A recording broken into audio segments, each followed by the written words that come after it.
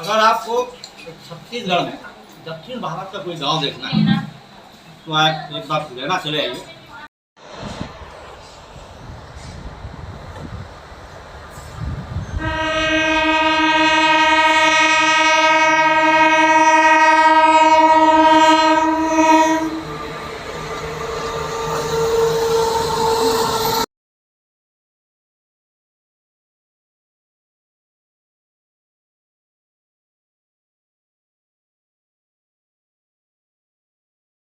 ये पटरियों का जाल देख रहे हैं आप, चारों तरफ पटरियाँ पटरियाँ, मालगाड़ी, इंजन।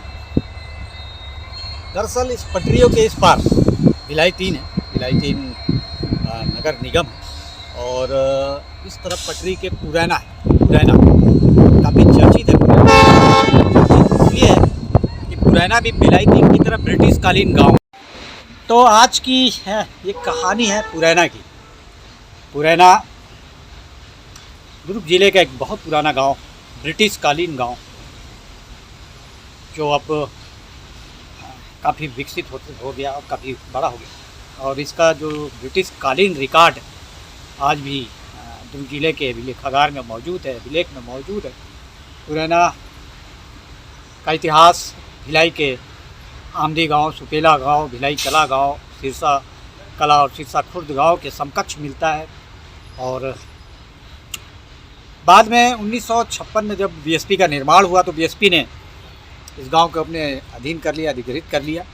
लेकिन पुरैना का अस्तित्व तो बाकी रहा, और बीएसपी के खुलने के बाद यहाँ खाली जगहों पर बीएसपी के कर्मचारी, रेलवे के कर्मचारी और डंप जो था, बीएसपी का जो डंप था उसके कर्मचारी यहाँ बड़ी संख्या में बसते चले गए। बस और एक बड़ी बस्ती बन गई, पुरैना बड़ा कस्बा बन गया, और एक मिश्रित संस्कृति यहाँ दिखाई देने लगी।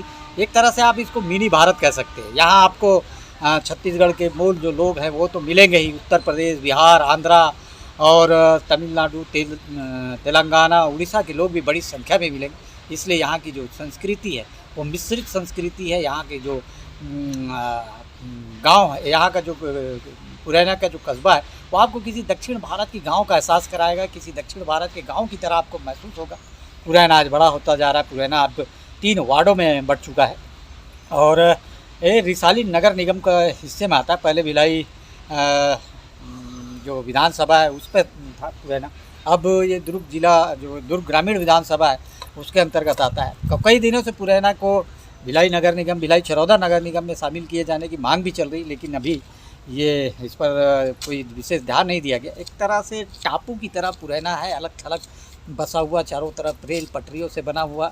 और अभी हाल फिलहाल यहाँ बड़ा NSPCL का पावर प्लांट बना है, 500 मेगावाट का बिजली यहाँ उत्पादन होता है। तो ये आज की हमारी कहानी थी पुरैना को लेकर, पुरैना की जो इतिहास है उसको लेकर, पुरैना के जो मिश्रित संस्कृति है भारत की, दक्षिण भारत के गांव की जो झलक मिलती है पुरैना में, उसकी आज हम स्टोरी देख रहे हैं आप किस तरफ पटरियों का चारों तरफ जाल बिछा है, और इन्हीं पटरियों के उस पार पुरैना बसा, जिसे एक टापू की तरह भी कहा जाता है। टापू दिखाएंगे आज पुरैना, पुरैना के गाँव, पुरैना की संस्कृति, पुरैना के खान पान, पुरैना की रहन सहन आपको प्रतीत कराएंगे। बहुत रिस्क लेके लोग यहाँ पार होते हैं, यहाँ जाते हैं, और कई बार तो बड़ी गंभीर हादसे हुए हैं।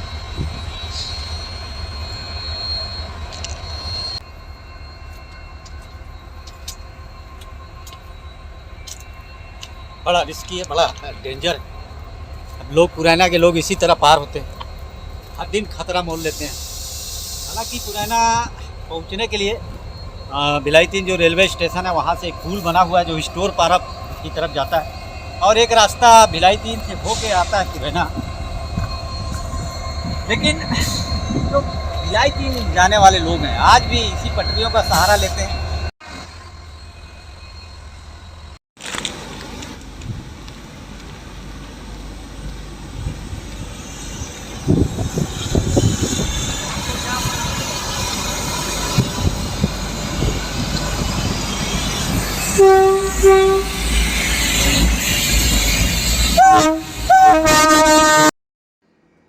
छत्तीसगढ़ का एक गांव पुरैना, दुर्ग जिले का भिलाई 3 के समीप एक छोटा सा कस्बा। अगर आपको दक्षिण भारत की झलक देखनी है, अगर आपको दक्षिण भारत के किसी गांव को महसूस करना है, तो एक बार पुरैना चले आइए। यहाँ दक्षिण भारत के स्टाइल में बने हुए घर, दक्षिण भारत के स्टाइल में रंगे हुए दीवारें, यहाँ की संस्कृति, यहाँ की परंपरा, आपको लगेगा कि सच में हम दक्षिण भारत के किसी गांव में आ गए। रहन सहन, खान पान, सब कुछ दक्षिण भारत के जैसा ही है। पुरैना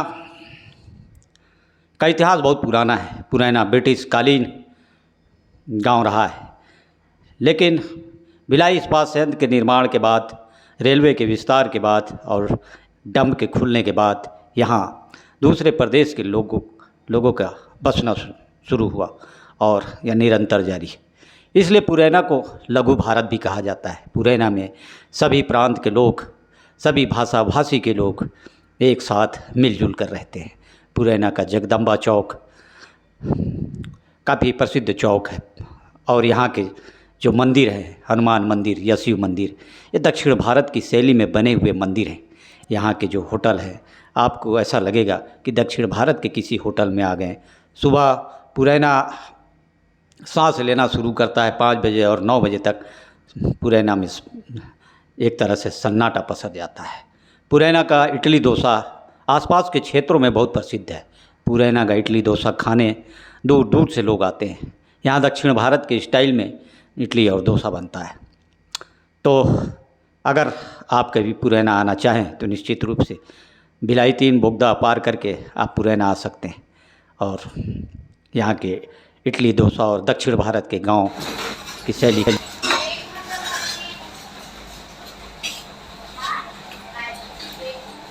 अगर आपको छत्तीसगढ़ में दक्षिण भारत का कोई गांव देखना है तो आप एक बार पुरैना चले आइए। दक्षिण भारत के किसी गांव की संस्कृति, खान पान, रहन सहन की सारी झलक आपको पुरैना में मिलेगी। जी, सवेरे यहाँ नाश्ते में डोसा और इडली, दूर दूर से भी लोग खाने आते हैं। भिलाई 3 चरौदा से भी लोग यहाँ इडली और डोसा खाने आते हैं। यहाँ का मलाईदार चाय भी बहुत फेमस है। तो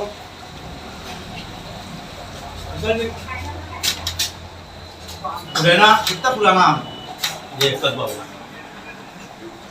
यहाँ 1912 का डाक बंगला है जो अंग्रेज शासनकाल का था, और इससे ये पता चलता है कि जब अंग्रेज थे तो पुरैना गांव थी, और पुराने लोग जो है वो इस गांव को, जो विशेष रूप से जो बाहर से रोजी मजदूरी करने के लिए, रेलवे में काम करने के लिए, बीएसपी में काम करने के लिए जो लोग आए थे, उन लोगों को रेलवे क्वार्टर, बीएसपी क्वार्टर नहीं मिला, तो ये पुरैना बस्ती में अपना रहने के लिए अस्थायी मकान बना के रह रहे थे। और धीरे धीरे ये गांव स्थायी हो गया और धीरे धीरे बहुत विकसित हुआ।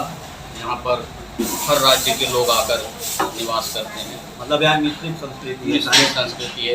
उड़ीसा की संस्कृति, छत्तीसगढ़ की संस्कृति, बिहार का कल्चर और आंध्र प्रदेश की संस्कृति विशेष रूप से यहाँ पर है। आंध्र के लोग जाते हैं, आंध्र के लोग हैं, बिहार के लोग हैं, और हमारे यूपी के लोग हैं, छत्तीसगढ़ के लोग भी हैं और उड़ीसा के लोग भी हैं। यहाँ जो इडली डोसा सवेरे दूर दूर से भी लोग खाने आते हैं, बहुत प्रसिद्ध है यहाँ इडली डोसा, बहुत ज़्यादा प्रसिद्ध है। यहाँ के इडली डोसा में आपको पूरा दक्षिण भारत का इडली डोसा का स्वाद मिलेगा। जो दक्षिण भारत में जो इडली और डोसा, जो दक्षिण भारत का व्यंजन है, इतना स्वादिष्ट यहाँ बनता है कि मैं समझता हूँ कि दक्षिण भारत में भी इतना स्वादिष्ट इडली और डोसा नहीं बनता जितना स्वादिष्ट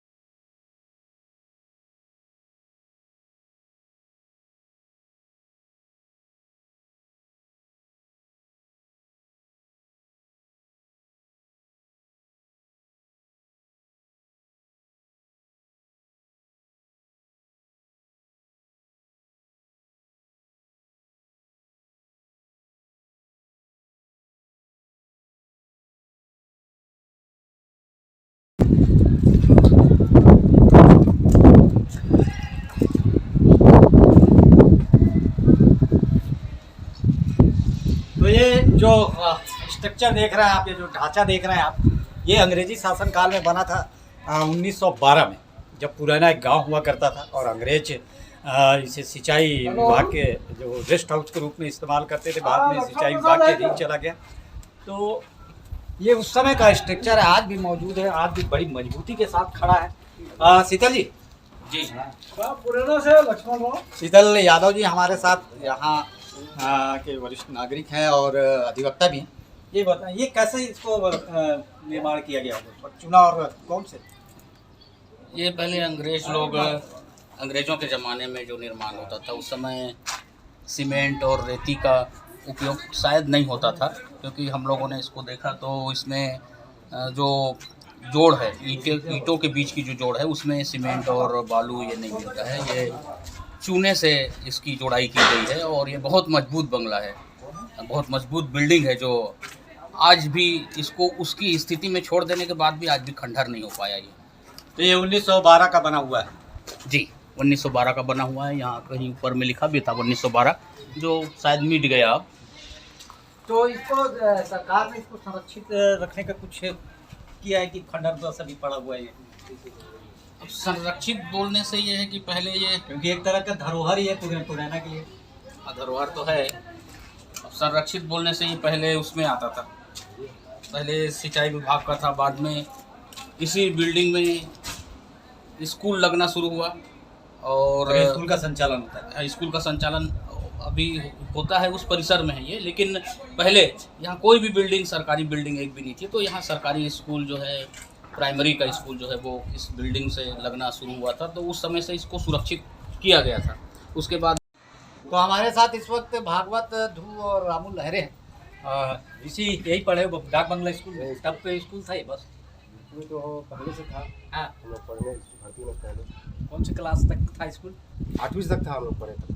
8वीं पर हम लोग जनता स्कूल गए। अच्छा, यहाँ पहली से 8वीं तक क्लास लगता था? हम लोग से अभी तो बढ़ गया। कब से जानते हो डाक बंगला के बारे में और क्या जानते हैं आप लोग? मैं तो बचपन से जानता हूँ भाई, जब से। नहीं तो आप पढ़े हो तो इसका कुछ इतिहास मालूम होगा। अंग्रेज ज़माने से बना है बोलते इसको। हाँ, हम लोग सर लोग बताते थे, सर लोग से पहले ही पढ़े थे। हाँ। बहुत पुराना है। ऐसे तो मैं यहाँ पूरा पहली से लेकर पूरा 10वीं तक का पढ़ाई किया हूँ और 9वीं 10वीं जो हमारी, मैं सबसे पहले स्टूडेंट था यहाँ 9वीं और 10वीं में पढ़ने वाला। तब 9वीं के क्लास भी, 10वीं के क्लास भी? 9वीं 10वीं, 9वीं पहले प्रारंभ हुआ, उसके बाद 10वीं, उसके बाद अभी इतना कमरा यहाँ 9वीं 10वीं लग जाता था?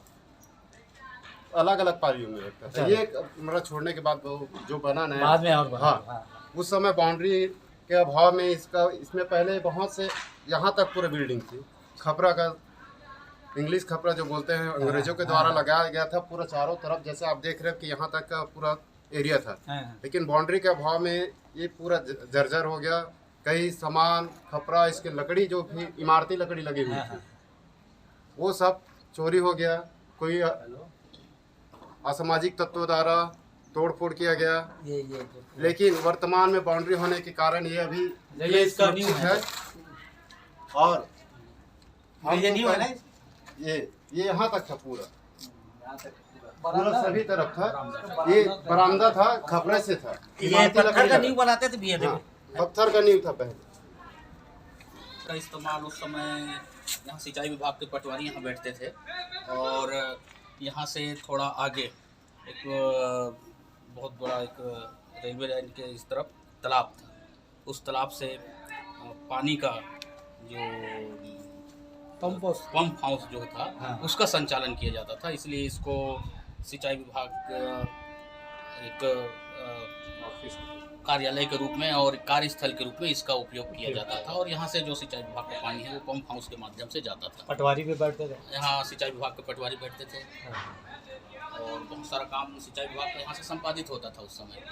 और मतलब एक निरीक्षण का केंद्र था पूरा? निरीक्षण का केंद्र था। और एक हिसाब से सिंचाई विभाग का एक बड़ा केंद्र जो है अगल बगल के गांव का, क्योंकि अगल बगल जितने गांव है उस समय कृषि वाला गांव था, जिस गांव से लगा हुआ पूरे गांव कृषि वाला गांव था। तो सिंचाई विभाग का बहुत जरूरत पड़ता था, सिंचाई की जरूरत पड़ती थी उसको।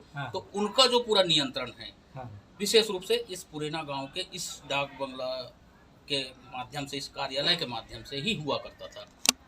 और उस समय गांव के लोग भी यहाँ आते थे। इधर वो राम गोपाल वर्मा का घर है ना, वो एरिया पुराना पुराना वही एरिया, फिर दोबारा बसा वो एरिया। ये तो बाद में जब भिलाई स्टील प्लांट बना रहे उसके बाद बसे हैं। हाँ, तब पुराना एरिया वो था जो उजाड़ के फिर उजड़ गया बीएसपी वाला, देखने के बाद फिर नया बसे फिर।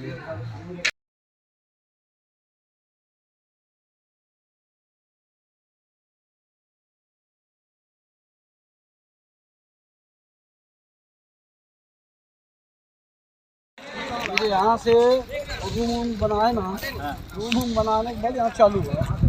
ये कब पहला कमरा बना, उसके बाद धीरे धीरे इतना कमरा हो गया कि हम कोई कमी नहीं।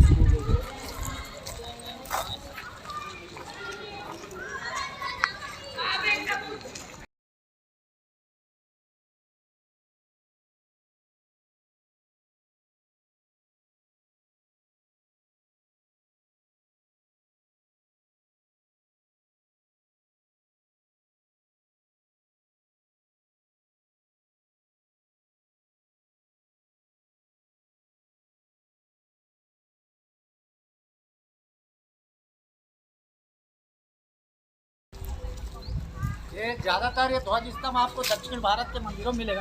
लेकिन पुराना में अभी जो शिव मंदिर का निर्माण चल रहा है, उसमें आप देखिए ध्वज स्तंभ।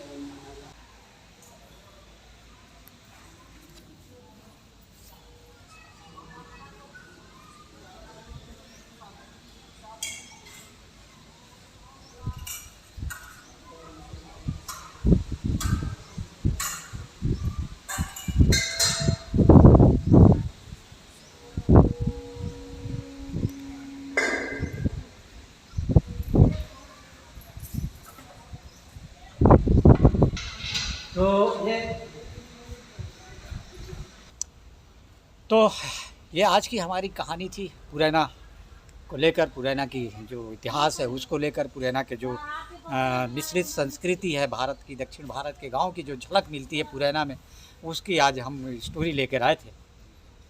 हमारी स्टोरी कैसी लगी कमेंट्स बॉक्स में ज़रूर बताइए, और इस तरह की स्टोरी देखने के लिए हमारे चैनल को लाइक, शेयर और सब्सक्राइब जरूर करें। तब तक के लिए नमस्कार।